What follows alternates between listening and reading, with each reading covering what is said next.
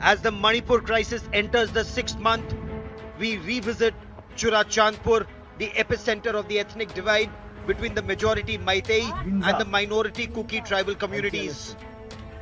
This is where it all began. The Anglo-Kuki War Centenary Gate, right at the entrance of Churachandpur. There is renewed tension between the two communities after images of dead bodies of two Meitei teens who'd gone missing in July surfaced. The police, along with the NIA, arrested 7 members of the Kuki community, including 2 minors, for their alleged involvement in the murders. This has triggered another round of protests by the Kukis, who allege that the Meitei-dominated administration is turning a blind eye to the atrocities on the tribals. We feel that it's biased. It is a very selective justice, because there are many Kukis who are brutally killed during this conflict. So avoiding all those victims and concentrating and giving a swift action against the 2 Meitei youths, make us feel that the justice system is, or the investigation by the CBI or NIA is very selective and biased. The tribal community is angry that the probe into the horrific rape of a tribal woman who was paraded naked has failed to gather steam after the initial progress. We have no idea what's going on with even for the 2 naked parade cases.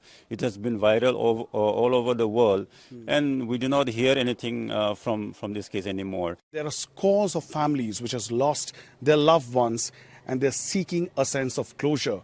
Many of them are yet to get the mortal remains or their loved ones who have perished in this crisis, because the dead bodies are still in the morgues of various hospitals in the state.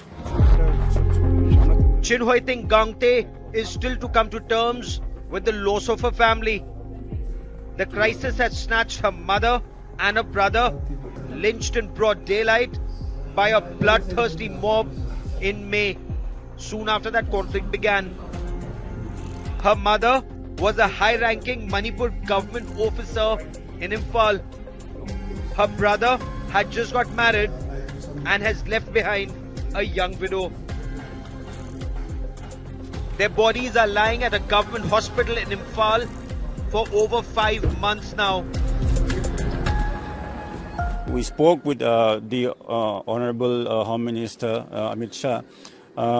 He make us postpone the initial burial ceremony, and then later on, after 7 days, he requested us to change the burial site, citing that the location was a conflict zone.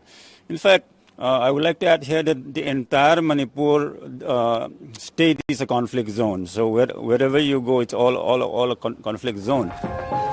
Tribal community leaders say of the 144 who died from the community, only 32 have been buried so far.